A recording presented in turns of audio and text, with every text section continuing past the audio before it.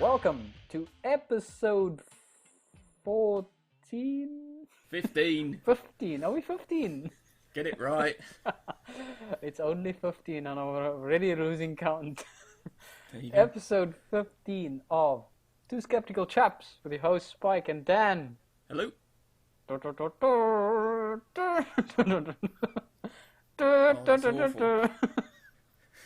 Come on, Dan, join me. Well done. So we wanted to do a little Star Wars intro without actually playing the actual music because George Lucas might sue us. Yeah, so we thought if we hum it or sing it, we could get away with that. Yeah, well done. That's just lost us every new listener we were ever going to get. So, had a good Christmas, New Year? Yeah, not bad, not bad. Bit of family, all the usual stuff. I've seen Star Wars. I know you've seen it as well. I have, yes. But we haven't really discussed it, so we were planning on talking about it in this episode. Yep. I had the idea that maybe we should save that for the end of the show, just so that the people that haven't seen it and don't want any spoilers, they can listen to the first bit, and then we say we're now going to start talking about Star Wars, and at that point it's going to be loads of spoilers because I want to talk about the plot quite a bit, Spike, because I've got a number of things I want to say about it. Really? Okay. Yeah. Oh, So if that sounds fair. Okay, that's fine by me. Yeah. But yeah, Chewbacca had a sex change and married Yoda. I loved that part actually.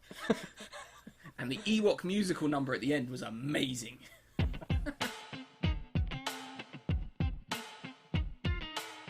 What's our first story, Spike? I think you've prepared some this year. Is this your New Year's resolution to actually give some stories?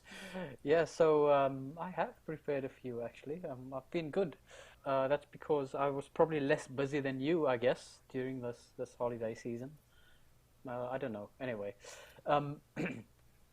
so maybe our first story of 2016. I almost said 2015 again. I'm still not used to it being 2016. Students at Yale University have apparently signed a petition to repeal the First Amendment. Which one's the First Amendment? That's the right to free speech. Oh, so they don't want to be able to express anything. Yeah, so Or so this article comes from Fox News, and I find this extremely concerning, I should say, because I think people have these days have become almost too concerned with offending others that they almost are willing to give away their right to free speech. I mean, I don't know what your opinion is of this, but I just find often people tend to reserve their own critical, even well thought through opinions and thoughts just because of fear of being labeled misogynistic or Islamophobic or anti this or anti that. And I mean, we spoke about this before last year in a couple of episodes, and I don't necessarily think, for example, criticizing feminists means that you are against their cause, or you're an anti-feminist, or criticizing Islam makes you an Islamophobe. I think healthy criticism is a good thing, and I just think it's weird how we're almost going towards the situation where people are just almost willing to give away their right to free speech just because they feel that it's become too offensive. I'm just reading. Why do they want to give away their free speech? Was this a wind-up? Is this where they got them to sign a petition and they didn't know what they were signing it for? Exactly. Is it one of those? Yeah, exactly. It's one of those. But okay. I think the background behind this is in October, one of Yale's associate headmasters sent out an email stating that students shouldn't be overly sensitive about controversial Halloween costumes. Now, I'm not sure exactly what type of costumes were used, but off the top of my head, I guess, for example, Native American Indian costumes or something like that, which some people might have seen that as overly sensitive. So the whole thing sort of blew out of proportion, and eventually this was used as a backing for this fake petition where they said, oh yeah, people shouldn't be doing this and people shouldn't be saying this, that and the other, and do you agree that for example, if people has some type of opinion that is offensive, they shouldn't say it. So basically ignoring your right to free speech, or almost throwing away your right to free speech. And most of the students which passed this person with a fake petition actually agreed to or signed it. So I've seen things like this before in America, where someone did one where they went around with, I think it was a petition for women against suffrage. Yeah.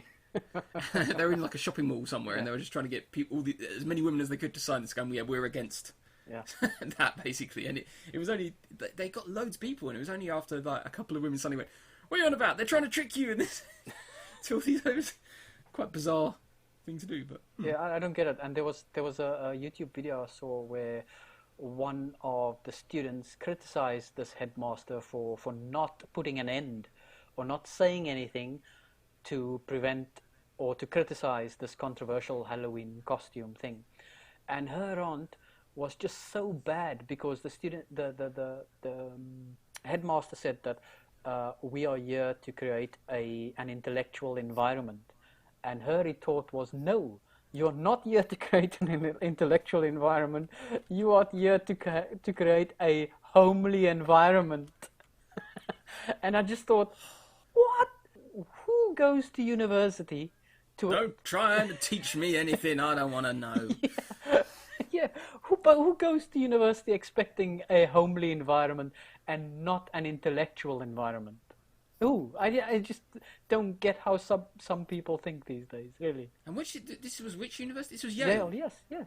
That's quite a good one, isn't it? Yeah, it's one of Yale's the like top one of those ones yeah. that you hear, like, yeah, huh. But this isn't the university. This is the students being stupid. This is the students, of course. This is students. Yeah.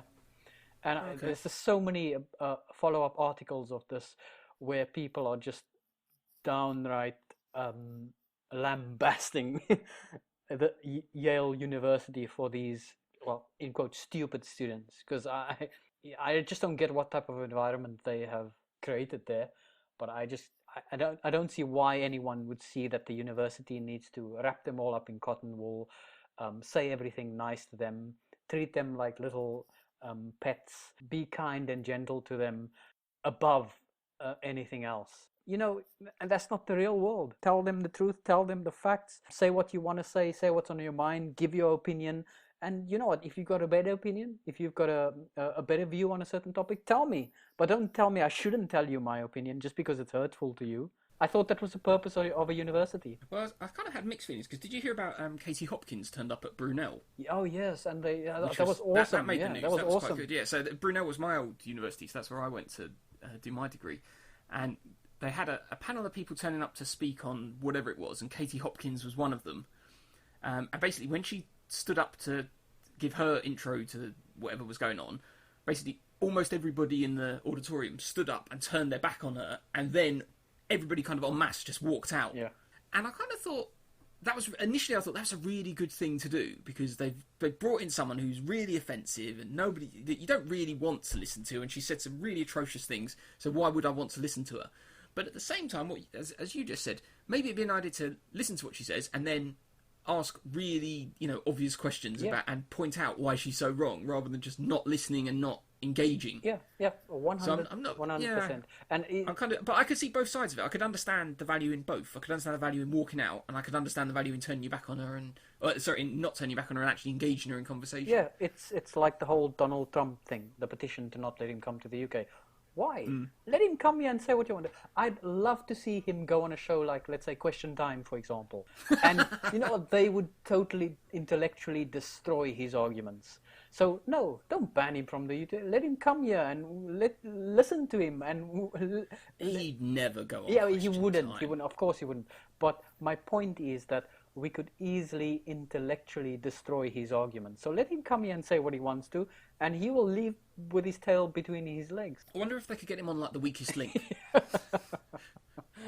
Or something like that. That'd be quite good. Yeah.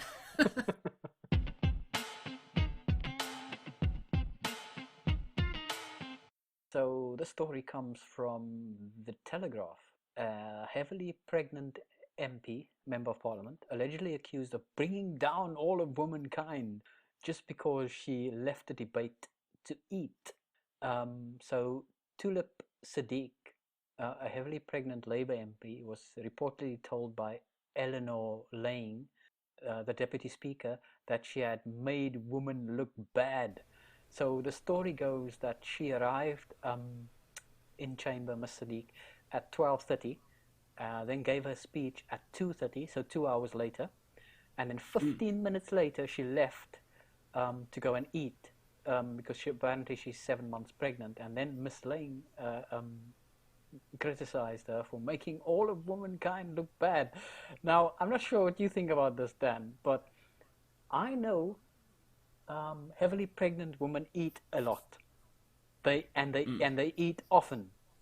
So let's say, for example, the last meal she had was at 12 before she entered at 12:30, and she then spent her time until, let's say, 2:45. So that would make her 2 hours and 45 minutes before she went without a meal. Now, there's two things here. First of all, it says that it's against the rules to leave. Yeah, that's what I'm just reading. It says, if one makes a speech in the chamber, it is courteous and required by the rules of the house that one stays in the chamber for the following speech, and usually for at least 2 speeches thereafter. Yeah. So I can't comment because I don't know how it feels when you're heavily pregnant or what. Do you not? Yeah. I'm glad I'll never be pregnant. Anyway, I shouldn't have said that. Cut that out. So yeah, I think if she knew she's heavily pregnant and she knows how often she needs to eat, surely she can go 2 hours without eating. I don't know, but if you know, no, see, I'm coming at this from the I'm just coming at this from the angle. You do not argue with a pregnant woman. That's why you let them do whatever the hell they want. They just get on with it. You give them your seat on the tube. If they say they've got to go to the bathroom now, you just let them go. They say they need to go and eat now, you just let them go. I mean, she probably could have. I mean, she could have had breakfast, and then that was her lunch. She's missed lunch. She's pregnant. She's hungry. She wants some food. I mean, yeah, that's what I said. Let her go and have her food. She's done her speech. She's turned up and done her speech. With this one, and what I don't understand is, as well, is how she's saying she made all women look bad because she's done something wrong. Even if you accept that she's done something wrong, which I'm not really going with. Yeah. But if you do, how does she make all women look bad? That means if one woman does something wrong, all of them are bad collectively, and that's coming from another woman. Yeah, no, I don't get that at all. That's the part I disagree with. You've made all womankind look bad. That's the part I disagree. The other part is where I'm sitting on the fence. I'm not sure. I'm 50-50 on it. Should she have made sure she had a big enough meal before her session started? But she's pregnant. There's a human being inside her that's squishing her organs. Yeah, exactly. There's another human being inside her. So is it understandable that she left because she had to eat? I'm sort of sitting on the fence with that one. I don't know. So but I agree with you. You don't. She might have been being the other thing. She might have been being tactful. She might have said, "I need to go and eat." Yeah. She might have needed to run to the loo or something. I mean, she just didn't want to announce that in Parliament. Yeah. If you've got a whole human being inside you pushing around on things, you might need to run out of the room for all sorts of reasons. So yeah. And she still did her speech. She did her job. Yeah. Was it a good speech? Did they say if the speech was any good? Don't know. Apparently, she just spoke about hamburgers and pizzas and. Oh dear. No, yeah, I'm kidding. So apparently, she apologized when she came back, but this Madame Deputy Speaker wasn't still annoyed and said, "Don't play the pregnancy card with me." Oh. Well, I'm reading here. It says she apologised. She didn't mention being pregnant, and the Madam Speaker said, "Don't play the." So, does she understand how cards work? Yeah. You have to. You can't say "Don't play the pregnancy card" if she didn't mention the fact that she was pregnant. Yeah. So I think this Madam Speaker has Sounds like a bit of an idiot to me. Yeah, exactly. So that's interesting. I've just googled her, and she's got a son, apparently, born in 2001. So she must know what it's like to be a pregnant. Or maybe she had a really easy pregnancy, and at no point in her pregnancy did she get uncontrollably hungry or have the need to run out of the room for any reason at all, which I can't believe. Well, I wouldn't know, but you hear stories of some women having very easy pregnancies and others having very difficult pregnancies in terms of their cravings. But 7 months in, I mean, they're quite a size at that point in time. Yeah. I mean, I remember specifically, Spike, just when we first met, we worked with a lady who was very pregnant and worked until she was all but 9 months, I think, didn't we? And I think if she got up and sort of dashed out of the room in the middle of a meeting, I don't think anyone would have said a word. Exactly, yeah. I don't think anyone... So I don't understand why it's different just because you happen to be an MP. So, I'm not Not a big fan of Eleanor. Is it Lang? Lang. Is that how to pronounce it? Yeah. I'm not a big fan of her now. Yeah. No, I'm definitely not. What she said is definitely wrong, but I'm sitting on the fence over whether Miss Tulip Siddiqui or whatever, whether she should have maybe been a bit more. You're hungry. Going over. Yeah, no. She's got a baby on the way. Yeah, that's what I say. I'm sitting on the fence with this one. So maybe a woman are gonna write in and probably totally destroy me on this one. Ladies, I'm with listeners. Oh, well done, Dan. Well done. Yeah. Oh gosh, I've got to make sure my wife doesn't listen to this one. I'll tell you what we should do, Spike. Let's find a Lamar's class. And we'll go down there and I'll bring a big basket full of snacks. And then you can tell them, but you're not allowed to eat them yet. You've got to wait another 20 minutes. Yeah, and let's see how well that goes over, mate.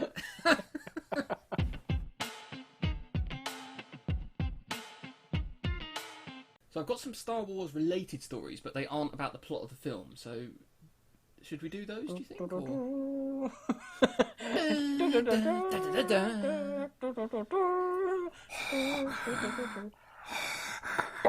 Daniel, I am your podcast buddy.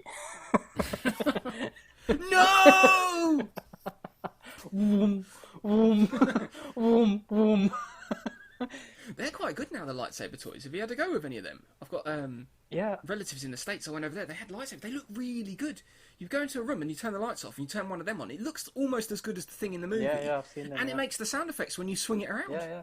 We actually bought one maybe 6-7 years ago now, and it was a bit ahead of its time, and it's still pretty good. When you swing it, it makes the whole sound and whatever. And this was 6-7 years ago. There you go. But yes, let's look. I've got a Star Wars story. I quite like this one. I got this from the Metro, where I collect a lot of my stories on my ride into work every day. I just like the title. Meet Kevin, a real life Jedi Knight from Wales, struggling to find love. For a start, I dispute the use of a real life Jedi Knight. Because I want to see him move something with the Force if he's a real life Jedi Knight. That would be my test for that. What has he done to qualify as a real life Jedi Knight?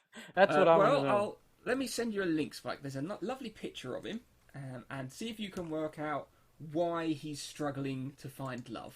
Just by looking at the picture. Ooh, Kevin. Looks the part, doesn't he? So there's a picture of him. He's standing on a high street outside of Boots. And he's wearing a full Jedi roby thing, and he's got like a really crap-looking... I don't even think that's a proper lightsaber. No. It just looks like he's holding a purple stick. That looks like one of those little glow sticks that you use at a rave or something. Yeah, it looks like he's about to go clubbing. But here we go. He's described as a man thought to be Britain's only full-time Jedi. Now, who knew you could be a full-time Jedi? Apparently he says he will never find love because of his intergalactic religion. And has been attacked on the street because of his faith. So that's a bit sad. He wants to dress up as a Jedi and run around. I think he shouldn't be attacked for that. That's not very nice. But, a lot of people did this, didn't they? When the census went out and they said, what religion? And I think it was a large chunk of the atheist community, or just people having a laugh, instead of putting Christian or Jewish or Muslim or whatever, put down Jedi in the other box, just to cause some fun so that we'd get a few percentage points on the census saying that X% of the UK is now Jedi. But there are people that actually do take it seriously and treat it like it is a real religion, which is kind of defeating the point of, I think, what the vast majority of people that claimed to be Jedi were doing. Because I think they were doing it to kind of mock religion or mock, the idea of being censored on what you... this throws me all over the place, this story. I don't think young Kev should give up. Because, billions of people worldwide follow religions based on fiction, and they find love. Well, that is true. But he's clearly walking around dressed up as a character from a film series that he likes. And he's questioning why people are kind of mocking him for that. I mean, he's basically like a character from Big Bang Theory, isn't he? That's what he's sort of become. There's pictures of him just in a queue at a bus stop. So there's just loads of ordinary people waiting to get on this bus, and then he's standing there with his little plastic lightsaber clipped to his belt and his silly little robes. The thing is, does he ever switch off from Jedi mode? I mean, if he's No, he's full time. he's full time, so he's 24/7. He's Jedi. Okay, Yeah. well, he's gonna struggle to. He first adopted the religion after discovering that he could sign up online, which is how most good religions start, I think. There's just a form online and in you go. And it wasn't long before he ditched everyday clothes for full-time robes. So they're full-time. He's wearing them all the time. So I don't understand. It doesn't actually say if he's got a job, I don't think. Yeah, I just love this. Imagine... He says, it's been both good and bad for my relationships. One girlfriend used to love walking through town with me and showed me off to everyone. Are you sure that was a girlfriend? Yeah, that sounds like a... Look what I found. Yeah. Oh, Kev. It sounds quite sad. I think he's got some problems. It's that Kevin, who lives alone in a flat, also spoke of how the sci-fi religion has also adversely affected his chances of finding love. He goes, I've been turned down by people who don't want to be with me because of the way I dress and the way I am, which is fine with me. To be fair, Kevin, I've been turned down by a lot of women who don't want to be with me because of the way I dress and the way I am. Although he's kind of pushed the way I dress bit. Yeah, I think he's pushing that a bit. He's increased the likelihood, I think, is what he's done. Yeah, exactly. And it's just interesting quotes from him. My religion has no laws and no rule book. It's not really a religion then. A religion is normally based around a book and a set of rules. That's normally how yours is based around a series of films. So, not really sure he can play that. I mean, because you heard there's been other news stories about people who claim to be Jedi and refuse to take their hoodies off. Yeah. And then got kicked out of places and then appealed on religious grounds or something that they should be allowed in their hoodie. Which, if they're doing it in a tongue-in-cheek manner to mock people that then are allowed to turn up in full-on burqa or, turn up in other things which are sort of inappropriate for the job, I can sort of see where they're going with that. But I think a lot of them are doing it just for the fun of it. Yeah. And just to be annoying. But I just they finished the article with hanging their Kev. So, that's nice. 10 out of 10 for this comment. This is the best comment. He says, well, you can't force love. Ooh. Yeah, but you can, because can't he just sort of wave his hand across any beautiful lady that crosses his path and just say, hello, I'm the Jedi you're looking for. He's really, really part of the Force. Feel the Force. Oh, no, I was thinking Star Wars quotes that Kevin can use in bed. Yeah. Oh. Oh, no. Turn to the dark side. I am your daddy. Say my name. Oh, this was interesting. He's been in the news before. Kevin previously hit headlines after police in riot gear swooped on him as he role-played with friends wearing Resident Evil and Mortal Kombat outfits. Oh. They believed a plastic gun he was carrying was a real firearm, but no arrests were made. So he sounds like someone who just likes to dress up. So before the Jedi, he was into Mortal Kombat by the sounds of it, or Resident Evil, and was carrying a plastic gun around. So he just sounds like someone that's very much into make-believe. Which, fair enough. All right, if that's what you want to do, have at it. I'm sure there's a lady out there somewhere that wants to dress up as Princess Leia and be his... What was it? She's Jabba's slave. So it wants to be his, sluggy slave. So...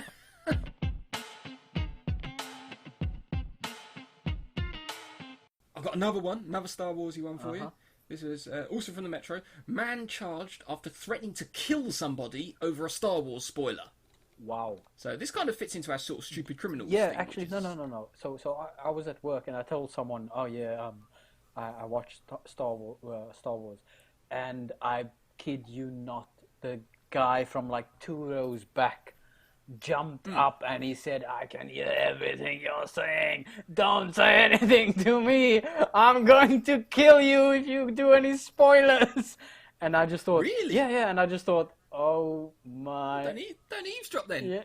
I don't understand. Because was this very long after the film had come out? Or was this when did you see it? Did you see it right as it came out? Monday, so first day back at work. And apparently he is a self-confessed the biggest Star Wars fan, but he's not seen it yet. But why hasn't he seen it then? Yeah. If you don't want spoilers, the easiest way to avoid spoilers is to see the bloody thing. Exactly, see it on the first day. I mean, I've actually now seen it twice. I'm not that huge a fan, but I saw it twice. I saw it very soon after it came out. I think I went on the Friday night after it came out, just at my local cinema to see it. And then New Year's Day, I went up to see my sister and her kids. And my 9-year-old nephew was very keen to see it. So we all took him as a treat to the cinema. And so I ended up watching it twice. Yeah, but And I'm not a massive fan, and I've seen it twice. So what if you're a huge Star Wars fan? How can you still be going berserk about spoilers? I think you've got a week. yeah. I think good form is a week. After a week, if you haven't seen it, that's your own damn fault. Yeah, the best thing is this guy is the most quietest, soft-spoken guy in the office usually. But in Oh, that so you moment, brought out his dark yeah, side. in that moment, yeah, he was spitting Yeah. nails at me, and I just thought like, Wow. okay, I'm just going to sit down and keep quiet. Well, it sounds. Was his name Arthur Charles Roy? Because that's the man from this Metro article. Only 18. No. He allegedly sent the victim a photo of himself brandishing what looked like a gun after reading a Star Wars The Force Awakens subplot the boy had revealed online. He was charged with felony assault with a deadly weapon. So that's weird. He sent a picture, but it's being classed as felony assault. Just for sending a picture? That sounds very weird, doesn't What it? picture did he send? He sent a picture of him holding a gun to somebody Ah. and threatened them. So it says along with a message saying he was coming to find him Yeah, well, that is threatening. with a Colt 1911 with a hair trigger. Yeah, But he's not been charged with making a threat. He's actually been charged with assault. oh, that's weird. When he hasn't actually... I can understand why threatening somebody Yeah. could be...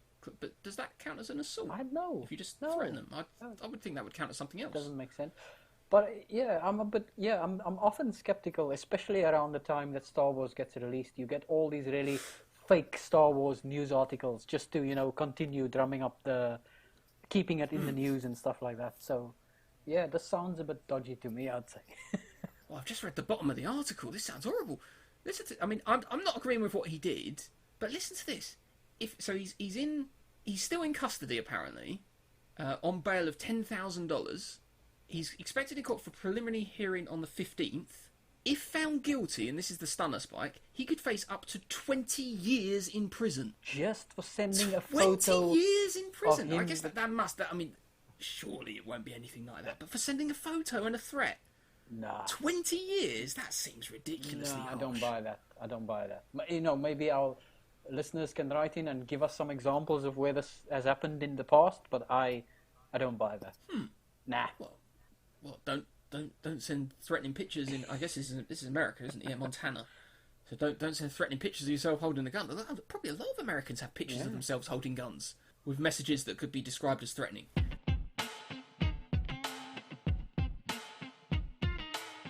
Well, this was an interesting one from America. I got this off rawstory.com. Las Vegas cop couple wakes up and accidentally, and the accidentally is in quotes, fires 27 rounds at mother who lives with them. 27 rounds. Whoa, hold it. I don't get this. Can you explain this to me?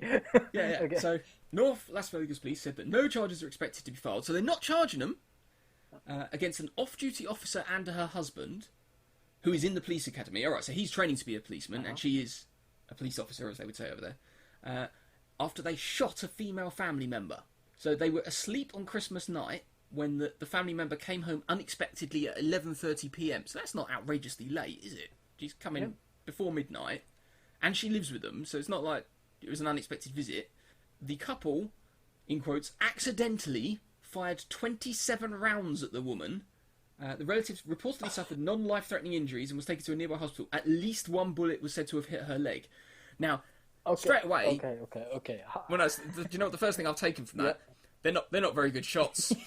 They fired 27 bullets. For a start, she's still alive. I'm sure you thought that one. They only hit her in the leg. But what?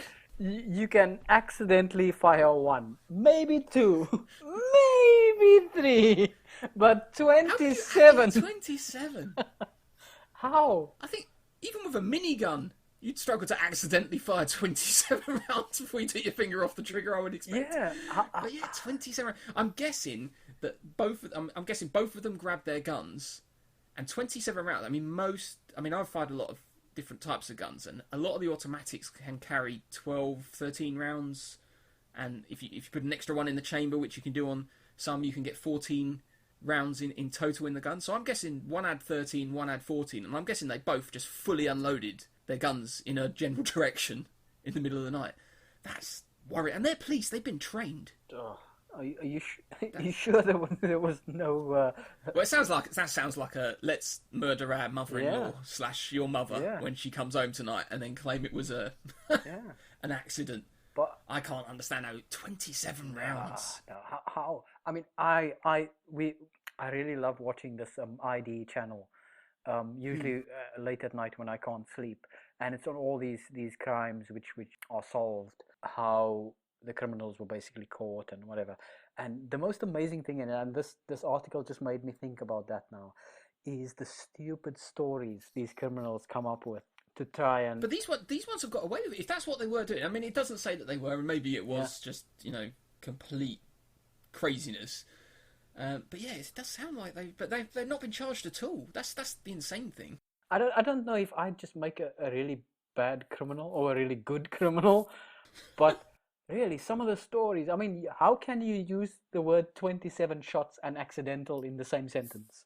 How? I don't know. American cops seem to do that. I don't know whether they're trained to do that, because it seems they do it a lot. You know, when you hear about cop shootings where someone's come out of like a gas station and they've been mistaken for like a robber or whatever, and the police turn up and have shot them dead. Mm-hmm. That happens quite a lot, and you hear about those stories. And it's not they were shot once through the chest or through the head. It's always they were shot like 26 times by or worse. Yeah. By like 4 officers who've just turned up and just completely unloaded their guns on them. I don't understand why they. I mean, I can't. If I had a gun next to my bed, and even if I woke up, I knew for a fact that the person that just burst in the door was like a crazed serial killer. I can't picture myself unloading more. I think I'd shoot them once or twice, maybe 3 times, bang, bang, bang, and then it'd be like, right, don't. I can't picture myself. Bang, bang, bang, bang, bang, bang, bang. You'd have to. Your finger's going to get tired very quickly. I mean, exactly. Oops, accident. Yeah. So the one I was watching last night actually has some connection to this, because this guy killed his wife the day that she told him she wanted a divorce. And eventually, after they went through the evidence, and at the end of the episode where they eventually pin it down to him that he's done it, his excuse was they were driving in the car. She told him she wanted a divorce. He said, okay, fine, she can get it. They'll go their own ways, blah, blah, blah.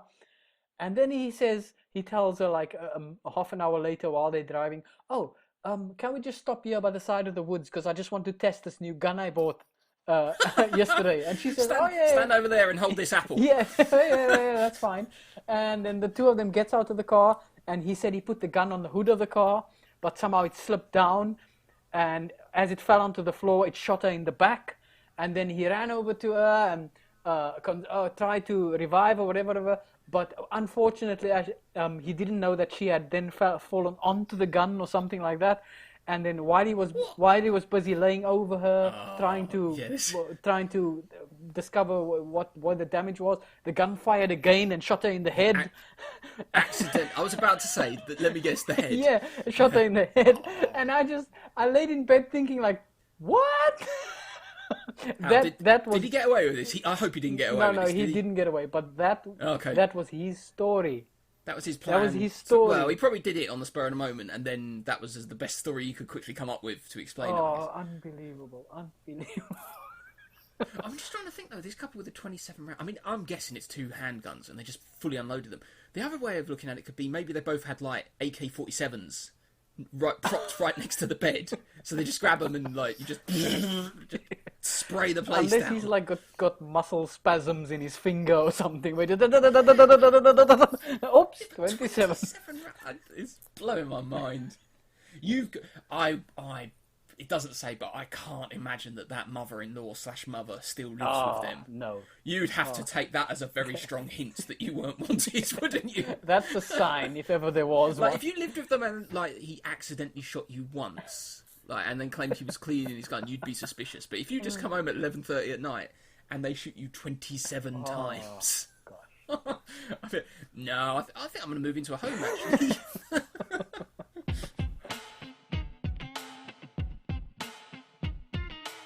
So this was an article I shared on our Facebook page from the BBC compiled this, and it's a list of stories where the internet misled us in 2015. And I think it's just a nice example, or collection of examples of where you shouldn't always trust what you're necessarily reading online. Yeah, and but before you go any further, I would be... Well, I guess there's a certain type of person who believes everything they read, but I don't. Well, I think you're in trouble these days if you believe everything you read, because you'll get 2 completely different sides of the story. depending on what website Oh you go yeah, and to. don't forget Mark Zuckerberg is giving away yes. 1% of his billions to a lucky Facebook user, just normally off the street. There's quite a lot of squeaking coming from behind you, Spike. I think you might need to take your dog's toys away.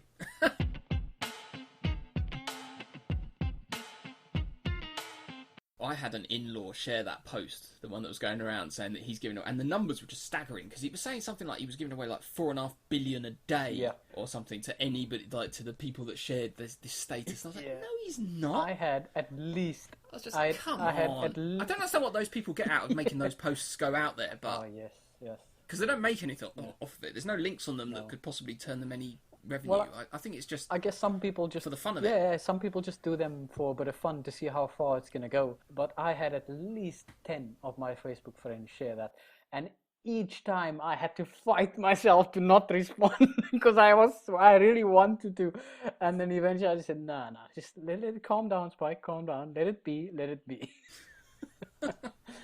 Well, I had to share my my own version of that because someone sent me a good one, which I'll give you the exact wording. Mark Zuckerberg is giving away a magical unicorn if you post this picture.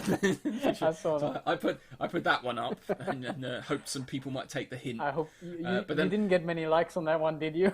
No, not really. But then I put another one up that I came across that was quite good, which says the only thing I'm giving away, and a big picture of Mark Zuckerberg underneath it. The only thing I'm giving away is your personal information. I thought that was quite good as well. So,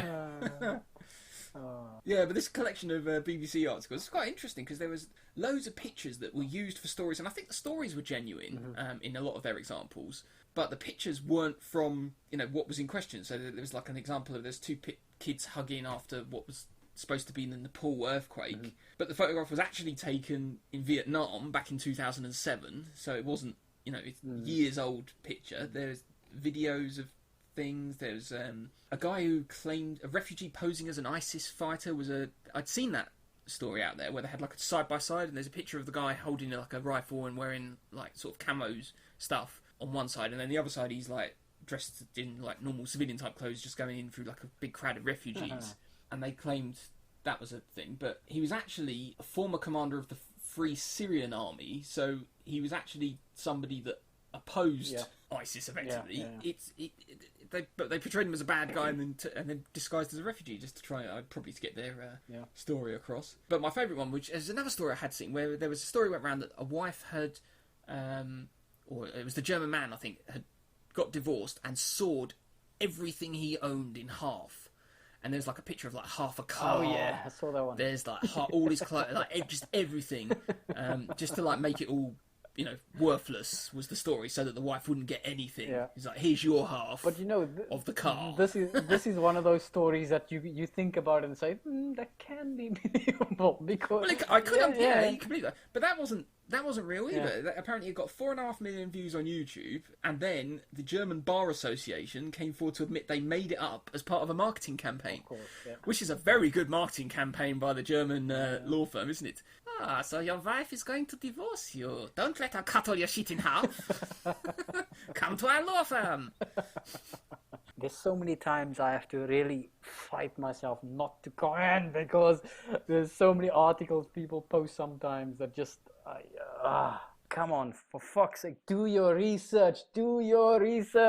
I do love these ones where if you post this way. The other one, have you seen there's a thing going around share equals prayer or something like that? Oh yeah.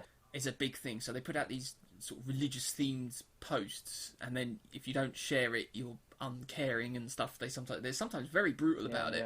Yeah. I saw one that it was something along the lines of share this if you love your mother. Yeah. Ignore if you want her to die, or something like that. And I was like, Jesus Christ! Yeah, it's like that old-timey chain emails. Like, if you don't forward this to at least 10 people, you will have terrible sex for the next 12 months. It's like, come on! And everyone used to forward it. Everyone. Oh. But there's a lot of stupid people out there. I've got another story for you, but I think you're going to like this one. This is... I got this from The Guardian, but I think the police released this in a few places, and it's a list of the time-wasting emergency phone calls people had made. I think they're all from 2015. There's the 10 that they've highlighted here. Should we go through these? Yep. There's A woman calling to say she bought a cold kebab and the shop would not replace it. So that sounds like an emergency to me if you've had a skinful and you want a kebab. Well, you know, Dan, a cold kebab is not a nice kebab. So, you know what? To a degree, that's understandable. Yes, but it's not nice. Callers who missed their alarm and were going to be late for a flight, wanting officers to take them to the airport. Now that ties in with the idea that I floated in, I think it was our last episode, where I said once a year you should have a blue flashing light on your car that you should be able to use for, you know, reasons like that. See, that would have prevented a waste of time 909 call, wouldn't it? Yeah. So that's quite good. There's a woman who'd seen a clown in London selling balloons for £5 each, which was much more than other clowns were charging. I thought, when I started reading that sentence, I thought it was going to be who was, like, terrified of clowns. And, you know, like, it was like Pennywise from It or something like that. And really... But no, it's just outrageous pricing of these balloons. Call the police. Yeah, she was just clowning around. Apparently they had multiple callers in distress because their low fuel indicator lights had come on. So, that's good. I guess they go down the motorway and the little light comes like, what's that? Oh my God! What should we do? Pull over? No, call the police. Or we won't even think about going to a petrol station. Why not the AA? Yeah. Yeah. I mean, what on earth are they thinking? Oh, this is a nice one. A man calling to say his 50p coin was stuck in a washing machine at his local laundrette, and he wanted police to retrieve it. For fuck's sake! Are these people like normal? I mean, you know what I mean? Are they? Yeah. Well, no, but I think there's a lot of them out there. Yeah, I know normal is sometimes a relative term, but you know what I mean. Well, this is an interesting one. A man who did not have change for a parking machine, claiming staff at a car park had kidnapped him because they were refusing to let him out for free. Now, hang on a minute. He could get out the car and leave, surely. How has he been... It's not kidnapping for a start. It's maybe you could argue he's being held prisoner or something like that. But... Yep. No, because what they're holding is your car. They wouldn't let your car out. They'd let you walk out of the car park. So that's quite a fun one. Oh, this is nice. A caller who dialed 999 at 4 a.m. on a Saturday morning and asked, where is the best place to get a bacon sandwich right now? That's got to be someone that's smashed off their face. Yeah, of course. Surely. 4 a.m. on a Saturday morning looking for a bacon sandwich. I'd love to maybe just listen to a compilation of terrible 9. Oh, they do release them. They do some now and again. They do release like stupid recordings. I had a brilliant one a year or two back of some woman that complained that someone had stolen her snowman. I don't know if it just melted or if someone had just kicked it down, but yeah, stolen snow. This is my favourite one. This is a man who called 999 as he was advised to call 111, which is the local police number thing, but did not know the number. Brilliant. Sometimes I think I live in an alternate reality. A woman who wanted police to deal with a couple of noisy foxes outside her home. Yeah, we have that. Maybe I should call. Do you call the police? Yeah, I'm going to do that next time. Oh, and this is a close runner-up, I think, for my favourite. This is the last one. A woman who dialed 999 to say there were men in her house trying to take her away. Now that sounds really dodgy, right? That sounds like a warranted 999 call. But the men, I know there's a but. Yeah, the men in question were police officers who had come to arrest her. Yes, could you come and send the police to help stop the police? I'd love it if someone, when someone's arrested and they get their one call from jail. Yeah, dial 999, so you've been held against your will. You need to rescue me from I've been held against my will. Where are you? In the police station. Cell A.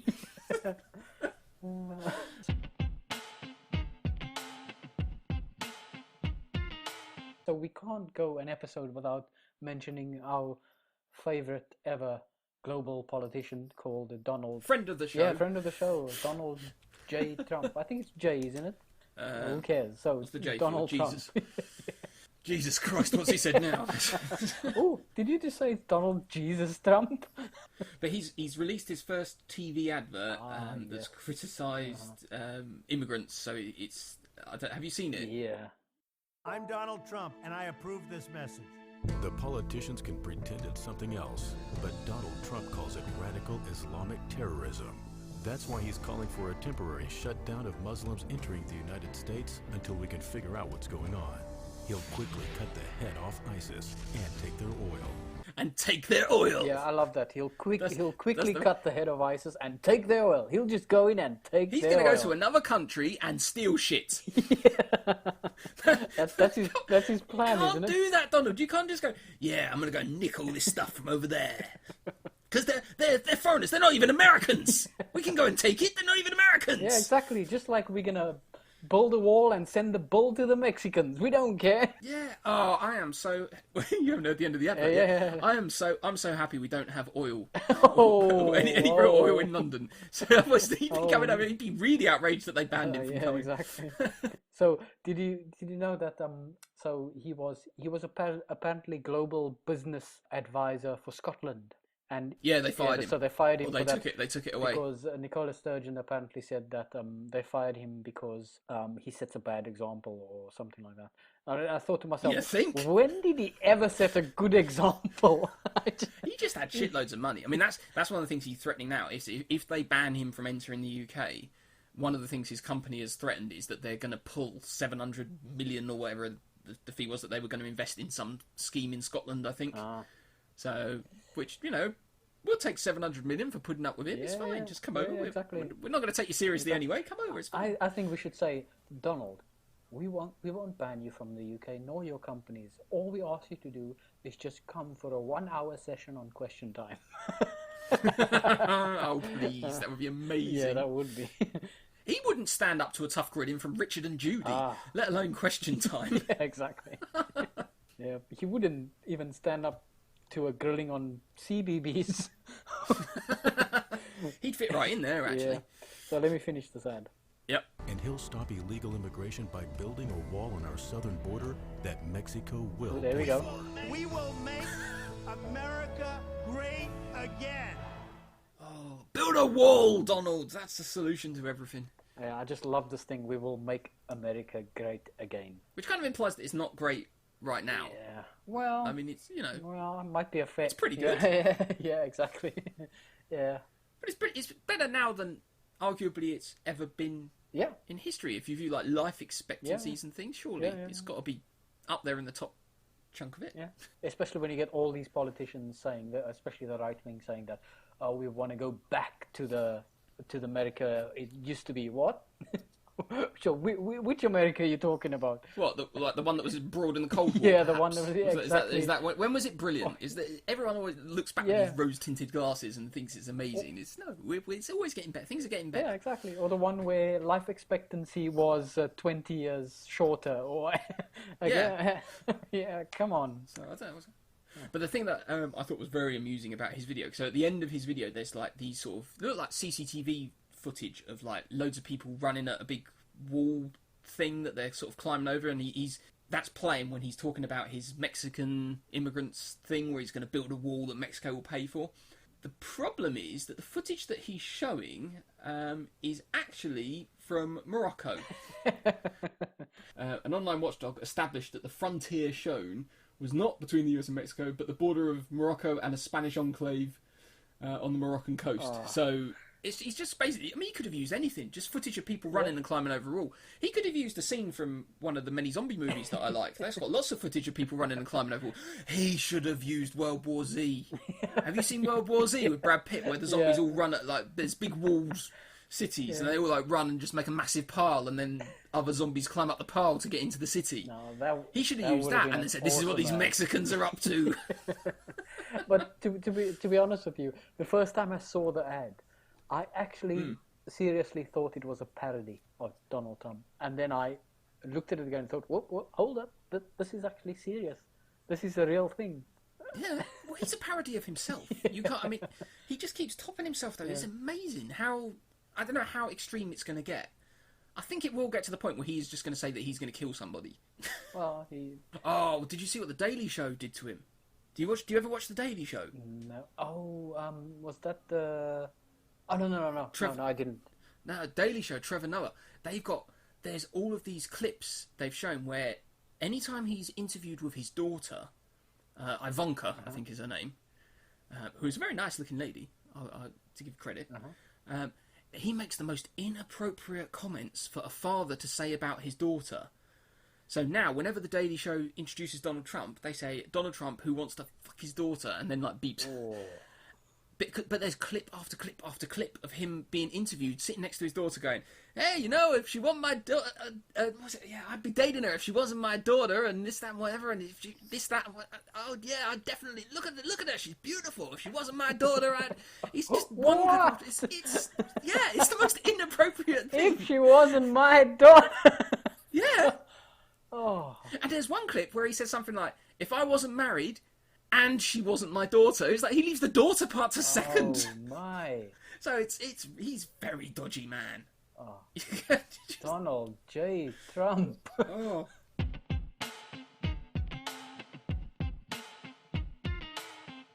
Okay, so that probably the end of our news articles for this week. So do you want to, everyone who doesn't want any Star Wars spoilers, switch off now, because we'll just do Star Wars. Stop listening now, but yeah, but you should have seen it by now. If you're that worried about spoilers, you should have seen it by now. And it's going to take us a while to release this as well. Yeah. So I can't believe you haven't already seen it. Exactly. But, you better leave. Yeah, but what did you think? What's your just overall impression, Spike? Let's just start with that. Did you like it? Did you hate it? So in between, I felt cheated, to be honest with you, and I know I made this comment on my Facebook wall, and because it's exactly the same plot as episode 4, and I know people are saying, "Oh yeah, well the writer and the director, wanted to do an ode to Star Wars fan, winking an eye to them to say, oh, that we're still thinking about you, whatever." But I get all of that, but I felt cheated because it's almost exactly the same plot as episode 4, and I felt that it was lazy writing, very lazy writing. And see, I didn't have that the first time I really enjoyed it, and I watched it, but it's been a long time since I've watched the original Star Wars movies. But I watched it and kind of thought, yeah, this is as good as those. I thought that the quality of just the dialogue, the acting, the special effects, it wasn't a CGI fest. They'd done a really good job on all that. And it had the excitement and when Han Solo and Chewbacca turn up, and I like that. But when I watched it the second time through, and I'd read someone had pointed out that it was kind of just a rehash. It was almost like a reboot of the original. And I started looking at the parallels, and I was like, it really is, because it starts with a droid in the desert that's on its own. So instead of R2-D2, now you've got BB-8 rolling around, which is exactly how the first one starts. It's got some special information in it. There's people who don't know they're a Jedi that they then get trained to be, or discover that they're, and there's a guy in a mask, and I think scene for scene you could almost go through like the major plot points of both movies and have a parallel in the new one. So yeah, it is a little bit lazy how they did that. I wasn't a big fan of that. Regardless of the plot as well, and I think it's such lazy writing. I also felt that I loved the nostalgic moments, with the Millennium Falcon and Han Solo coming in and Chewbacca, and all those little pointers to old Star Wars scenes. And I like that. And I didn't like the fact that people got up in the cinema and clapped when it happened, but okay. Oh, did they? Oh, I didn't really have that. Everyone was quite well behaved in my one. Although I like it when there's a bit of energy in the cinema. When everybody's into it and everybody's cheering and whooping at the same time, I'm quite happy with that. So someone in the cinema, actually, when people started clapping and get up, someone sitting not too far away from me just mumbled to himself, "Sit the fuck down." And I just had a chuckle. But anyway, so I loved all those nostalgic moments. But the thing I also didn't like is that, to me, the whole, the end fight between Rey and Kylo Ren, that for me sucked so much ass. I mean, it was so weak. The way she beat him, to me, was just too easy. It was just far too easy. I don't think he's very good. Yeah. I think he's a very poor Sith, or whichever you want to look at it. Because I've got a number of issues with him, but he got in a fight with, what was the black guy's name? Finn. Yeah. Who I originally thought Finn was going to be the Jedi of the I piece, thought because when you see the posters, he's holding a lightsaber, Yeah. and the first trailer that I saw, I tried to avoid most of the trailers for it. The first trailer I saw, it said The Force Awakens, and it's him taking off the Star Wars. He's got the Star Trooper helmet, and he just and you could, like, he suddenly felt something, and I thought that was the Force kind of awakening in him. I thought he was going to be the, maybe he still could, maybe he'll turn out to be a Jedi as well, but he was like smashing. He gave him a good run for his money with the lightsaber when he fought him. Yeah. And this is supposed to be... He's supposed to not be a Jedi at this point. And Rey is a Jedi, but has had no training at all. Exactly. And gives the guy a really good run for his money. I don't think he's very good. Yeah, and that was one of the points. The lack of a really menacing baddie.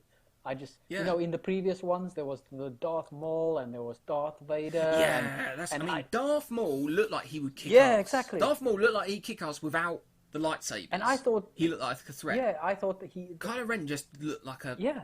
Yeah, just anybody. You could have given anybody a lightsaber and probably a few months training and they'd be able to do what he was doing in his fights because he wasn't kicking ass. Yeah, exactly. I think they needed a scene with him taking out like 20 rebels by himself to try and make him look badass. So that's my opinion. But the biggest thing I had with him was the mask. Because he's got the mask on, I think the mask, I know some people criticised it, but I thought he looked quite cool with the mask on. I think as a vibe, I could get behind that. I don't think it, don't think it looked as good as Darth Maul, but I think he looked quite good with the mask. I think the mask worked. I think the mask worked, yes. Right? Yeah. But then he takes off the mask, and he's got this sort of little boyish face underneath that looks like Josh Groban or somebody. And it's just like, no. I was expecting him just to... lost all credibility, right, when you've done it. Exactly. But the thing that got me was, why is he wearing the mask? What is he doing? I understand Darth Vader had to wear a mask. Darth Vader had to wear a mask because he was all mashed up and set on fire and he needed like a whole life support system in order to live. He doesn't. He's wearing it just for the image as far as I could work out because nobody else is wearing it. Everywhere he goes, everybody else is just walking around open-faced on the Death Star and stuff and he's got his mask on. Yeah. I think he's doing it for the image. I think he's worked out that he doesn't look tough and scary and therefore he should wear this mask with a voice modulator that makes him sound really croaky. And why would it make his voice... It's clearly just image. Yeah. And also, maybe he's got a Google Glass inside there, maybe just to help him with directions or something. Yeah, do you reckon he's giving him hints giving him hints and tips and where to go and who to fight next? Turn left at the next rebel. I'll tell you what else I didn't like. I didn't like the jump, because they...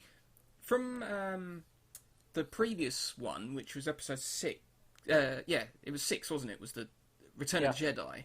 There's a massive jump in story from Return of the Jedi to this one, because in between the two, they've said that Luke set up another Jedi Academy that Kylo Ren was involved in, and then Kylo Ren went nuts and killed all the kids by the sounds of it, which is exactly what Darth Vader did back in the... So they've made that mistake again. So apparently that's going to be episode 8, that story. Are they going to do it as like a flashback? Yeah, so because I was saying they could do a prequel. They could do a 6.5 because they've gone to 7, but there's so much stuff between the two that they've missed. Yeah. I don't know, but I heard somewhere that that's going to be basically Luke Skywalker's story up until that point where 7 ends. Well, that'd be interesting. But I think my dad watched 8 with me. The second 8, 7. 7. He watched 7 with me the second time I went to see it, and he was like, I wonder how much Mark Hamill got paid just to turn up at the end for 5 minutes. He doesn't even say a word. Just turns up and stands there with a bit of a beard on. That's all he does. Your dad has some very good one-liners. We should get him on the show. It's just like, but I'd love his money for that. I don't even know how much he was paid, but I bet he got a fortune just to turn up and stand there. But and all right, and here's the biggest spoiler. What did you think of Han Solo dying? And do you reckon he's dead? Do you reckon he's going to be like a Glenn from The Walking Dead? Do you reckon he's actually landed in a big pile of pillows with like a med bay or whatever it is that they use, and then someone got him off the planet before it exploded? Yeah, I don't really care much for him dying or not. So I think he's dead. Let him go. He's gone. But I have this really weird opinion in my head, and there's no proof for it at all. But I have this feeling that Rey is actually the daughter. It's going to be found out that Han Solo is actually not her real father. I think that as well. Well, there's a bit, because they did a thing at the start where she has like a little flashback to when she was a kid and was being abandoned, and they've reused so much material from all the other Star Wars films. I think it's inevitable she will turn out to be the sister of somebody that's already there, or the daughter or the cousin of at least, or something like that. Yeah, it'll be Obi-Wan Kenobi's daughter or something like that no one knew about. I bet they go that route. Yeah. And I like the Supreme Leader with his gigantic hologram. I didn't get that as well, I kind of think, do you think he's perhaps overcompensating for something? I like the idea that when we meet the real him, that he's like Yoda-sized. he's really 2 foot tall, but he just likes to be projected everywhere. But again, the complete rehash of the Emperor. It's like we've got this really evil-looking, like creepy thing that's going to actually be the Dark Lord, and now I'll bring him back to finish his training. Well, here's an idea. Maybe finish his training before you set him loose the first time round. If you'd finished his training, you might have killed all the people who are no doubt going to ruin all of your plans and have already blown up your gigantic Death Star thing. Yeah. Oh, and the Death Star again. Same thing. There's just one weak spot that we need to go in. Yeah. And when are they going to stop designing things that have this one area that if you shoot this or get a torpedo in that bit, the whole thing will implode? Oh, brilliant writing. And I liked the bit where they went. They sort of showed a little hologram of what the old Death Star looked like, and then they showed it side by side with the new one, and they went, "Look, it's like 10 times bigger or wider or whatever." And I was like, "Yeah, but in the scale of things, it doesn't really matter, does it? You're still going to fly ships around it and over it, and it makes no difference really." There'll be another film. They'll make an even bigger one. Yes, I'd love to see the next Death Star.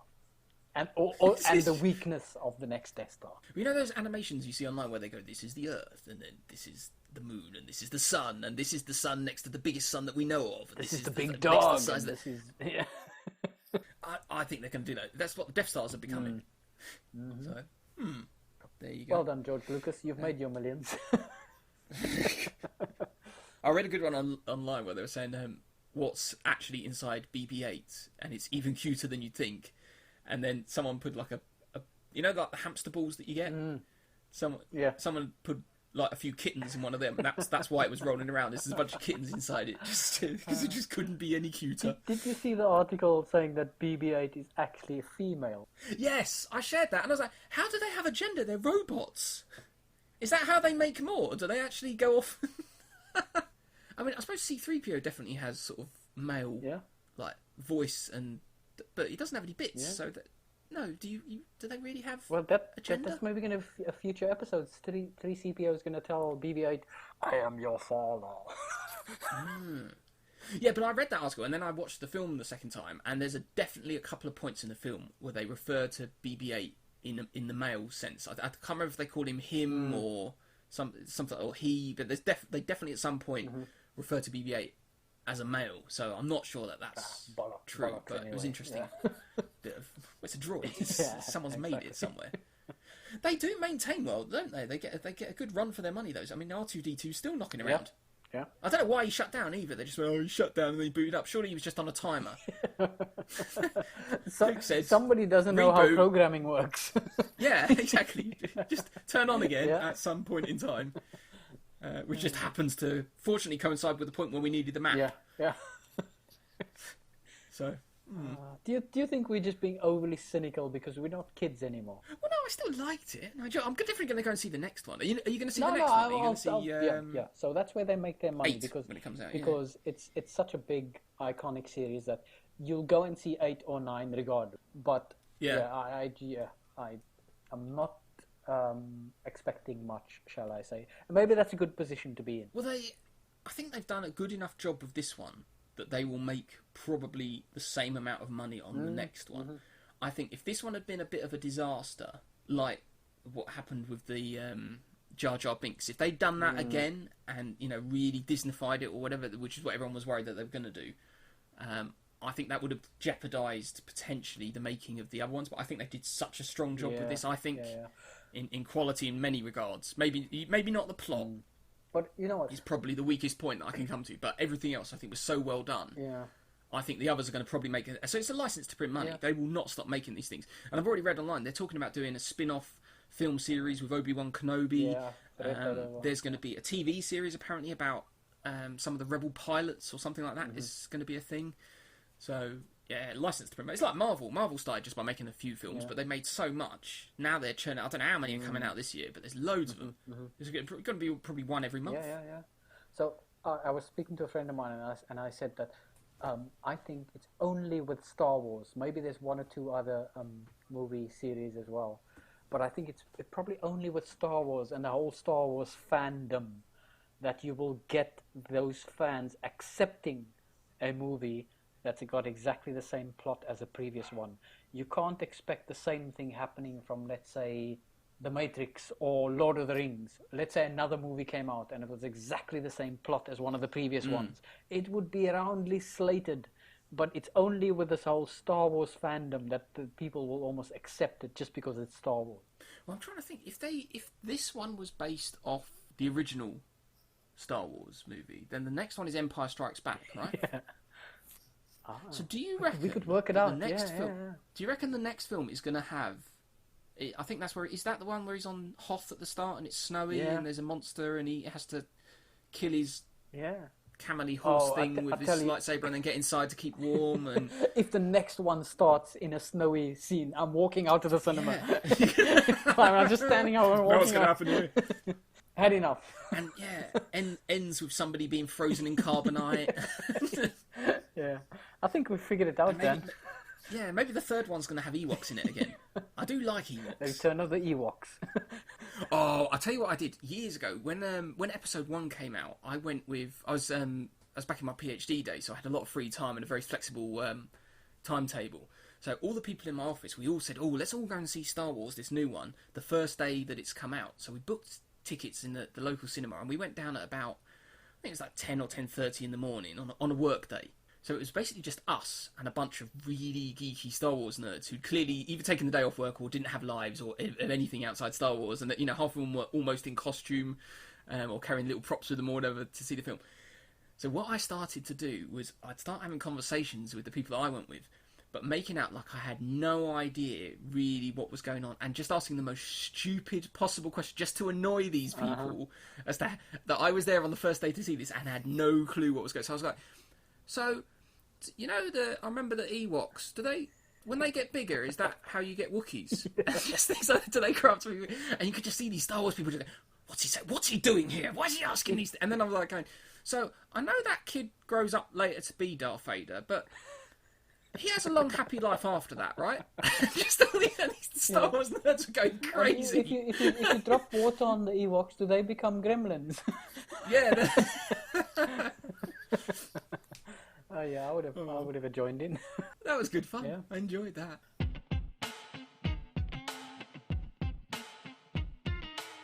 Okay, that brings us to the end of, should we call it episode 15 and make it sound more Star Warsy? Oh yes, episode 15. Episode 15. The return. The Skeptical Menace. The return of the Skeptics. 2016. This is not the podcast you were looking for. You will 5-star us on iTunes. I bet you won't. Alrighty, cool. We've had a bit of a longish break, seeing that it was Christmas and New Year, but we shall be aiming to get back to our usual weekly or every sort of week and a half episodes. Cool. There you go. All good. Right, let's have a very good 2016, a skeptical 2016 to look forward indeed. to. Cheerio. I don't like saying ciao. You normally say the ciao. Can I say the cheerio and you say ciao? You say ciao and I say you're more of a ciao man. I never say it outside of this podcast. Then. Okay. Cheerio. Ciao. If you outlandishly plan to continue lending your ears to these bizarre chaps and wish to correspond with them, they can be reached as follows. Facebook, 2 Skeptical Chaps. Twitter at 2SC Podcast. Email 2sc.podcast@gmail.com. Or you can call them and leave a voicemail message on UK number 0795 251 3007. They look forward to any input for future episodes or the sharing of feedback that's half-witted, profound, or anywhere in between. No pressure. If you're still listening by now, well done.